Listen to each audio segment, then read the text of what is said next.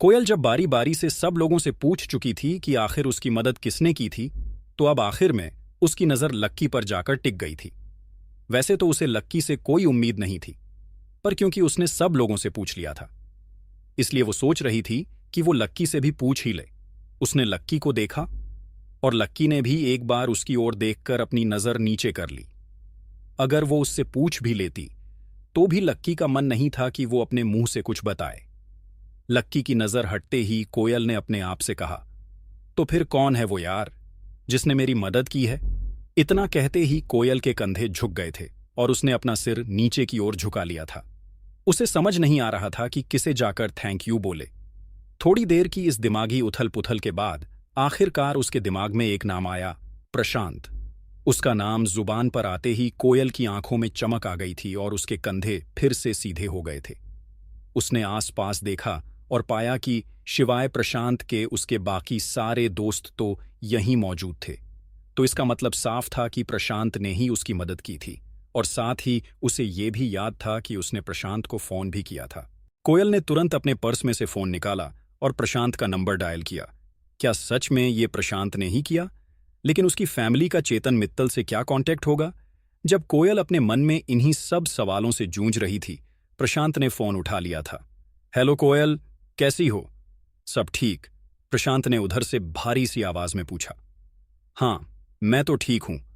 अच्छा प्रशांत, एक बात बताऊं, क्या मोहित का मैटर सॉल्व करने में तुमने मेरी मदद की थी?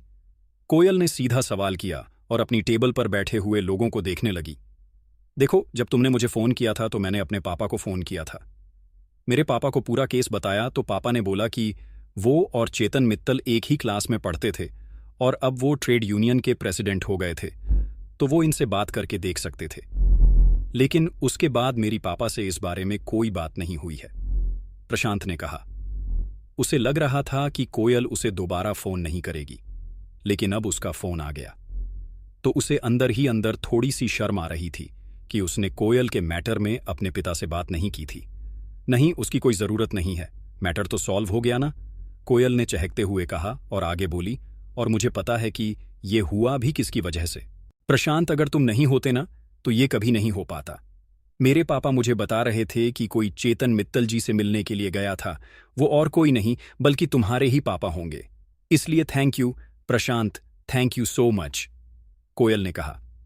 मैटर सॉल्व हो गया हो तो इससे बड़ी और क्या बात हो सकती है, और उसमें तुम्हें मुझे भी थैंक यू बोलने की कोई जरूरत नहीं है। मैंने तो ऐसा कुछ किया भी नहीं है, प्रशांत ने कहा। अरे कैसे नहीं किया? जो भी किया तुमने ही तो किया। तुम खुद भी ये बात अच्छे से जानते हो कि लॉयन ग्रुप कितना पावरफुल ग्रुप है।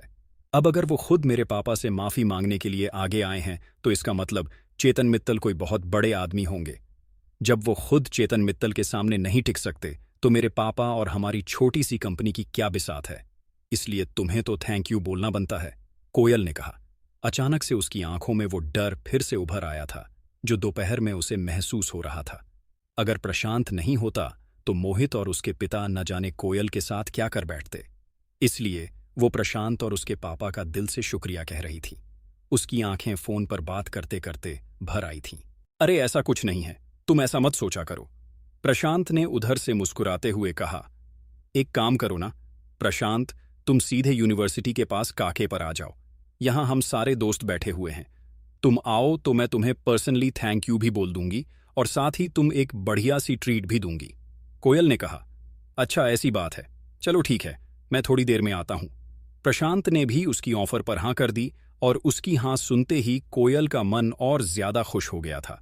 उसकी मुस्कान उसके चेहरे पर ऐसे चिपक गई थी जैसे मधुमक्खी अपने छत्ते से चिपक जाती है।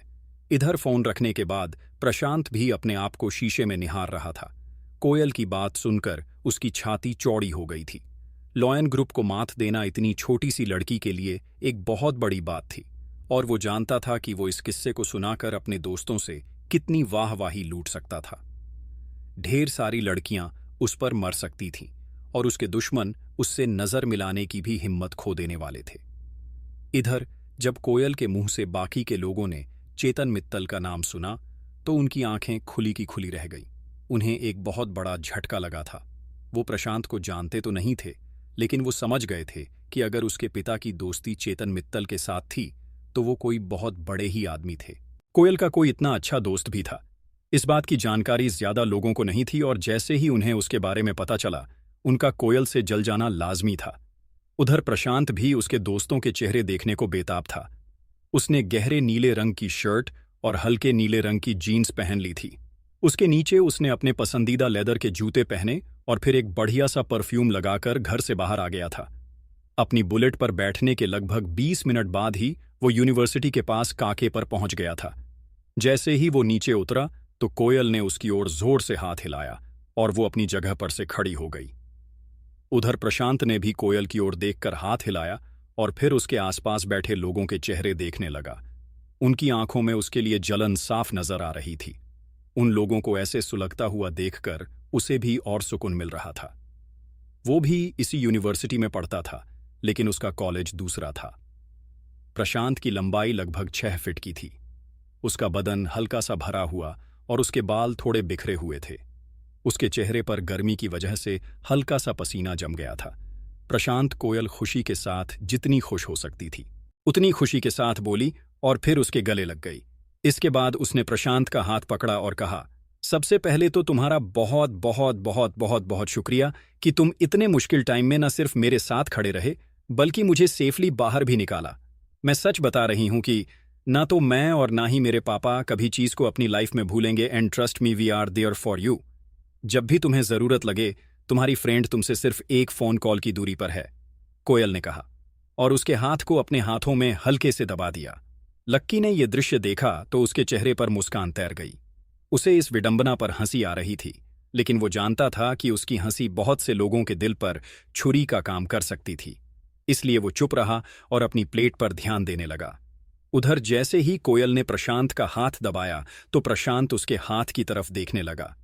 अब की बार उसने कोयल का हाथ थामा और चमकती हुई आंखों से उसकी ओर देखने लगा। उसकी आंखें कोयल की आंखों पर से हटने का नाम ही नहीं ले रही थी। उसने मुस्कुराते हुए कहा, कोयल बस करो, और कितनी थैंक यू बोलोगी? मेरे लिए ये सब करना कोई बड़ी बात नहीं थी और फिर जब तुम्हारी बात थी तो मैं अपनी जान पर भी खेलने के लिए रेडी था। कोयल को उसकी इस बात पर शर्म आ गई। वो थोड़ा सा हंसी और फिर शर्माकर नीचे की ओर देखने लगी। उसके बाद वो और एक बार प्रशांत से गले मिली और उसे अपने साथ टेबल पर ले गई। जैसे ही सबने प्रशांत को टेबल की ओर आते हुए देखा तो ना चाहते हुए भी सब अपनी अपनी जगह पर से खड़े हो गए। प्रशांत का ऑरा ही ऐसा था कि वो लोग अपने आप को रोक नहीं पाए। सब लोगों ने अपने कांटे और चम्मच छोड़ दी सिवाय लक्की के। उसने प्रशांत की ओर बस एक बार देखा, थोड़ा सा मुस्कुराए और फिर अपनी प्लेट की ओर देखने लगा। अमित और गर्वित उसे खड़े होने का इशारा भी कर रहे थे, लेकिन वो खड़ा नहीं हुआ। कोयल को पहले ही लक्की के ऊपर बहुत गुस्सा आ रहा था और जब उसने ऐसी हरकत की तब तो वो उसके ऊपर फटने के लिए तैयार हो गई थी। लेकिन फिर उसने एक गहरी सी सांस ली और अपने आप को शांत कर लिया। वो प्रशांत के सामने अपना वैसा रूप दिखाकर अपना इंप्रेशन खराब नहीं करना चाहती थी। अरे, आप सब मुझे देखकर खड़े क्यों हो गए? मैं यूनिवर्सिटी का कोई प्रेसिडेंट थोड़ी हूं। आप लोग बैठ सकते हैं प्लीज। प्रशांत ने भी मिलती हुई इज्जत के सामने कुछ ज्यादा ही बड़प्पन दिखाते हुए कहा। लक्की को मन ही मन हंसी आ रही थी। एक तरफ तो वो था जिसे अपने हिस्से की इज्जत नहीं मिल रही थी और दूसरी तरफ ये था जो दूसरे की शादी में खुद दूल्हा बनकर घूम रहा था। जैसे ही प्रशांत ने ये कहा सभी लोग बैठ गए। उसकी बात सुनकर ही लोगों को ऐसा लग रहा था कि वो सच में कोई बहुत बड़ा आदमी था। आओ, तुम मेरे साथ बैठो। कोयल ने फिर से प्रशांत का हाथ पकड़ने का एक बहाना ढूंढते हुए कहा और उसे अपने साथ अपने स्टूल पर ले गई। वैसे तो वो स्टूल 2 लोगों के हिसाब से ही बना था, लेकिन क्योंकि प्रशांत काफी हट्टा कट्टा और बड़े से डील डोले वाला आदमी था, इसलिए उस एक स्टूल पर सिर्फ वहीं बैठ सकता था। अब उसके बैठ जाने के बाद के लिए जगह नहीं बची थी। अरे, बाकी लोग थोड़ा थोड़ा सरको, रोशनी ने कहा और सब लोग थोड़ी थोड़ी जगह भी बनाने लगे। सब लोग पहले ही काफी चिपक कर बैठे हुए थे, इसलिए उनके खिसकने का कोई फायदा नहीं हुआ था। अब कोयल और प्रशांत को काफी फंसा हुआ महसूस हो रहा था। इसी बीच लक्की चुपचाप अपना खाना खा रहा था। जैसे ही कोयल ने उसे देखा तुरंत उसके दिमाग में एक ख्याल आया। वो लक्की का शिकार करने के लिए तैयार हो गई थी और इसीलिए उसने लक्की की ओर देखते हुए कहा। लक्की जैसे ही लक्की ने कोयल के मुंह से अपना नाम सुना वो समझ गया था कि क्या आने वाला था। उसने जैसे ही अपनी नजर उठाई तो उसने देखा कि कोयल उसे घिन्न भरी नजरों से देख रही थी। उसकी आंखों को देखकर लक्की ने पहले ही अपना कांटा रोक लिया था।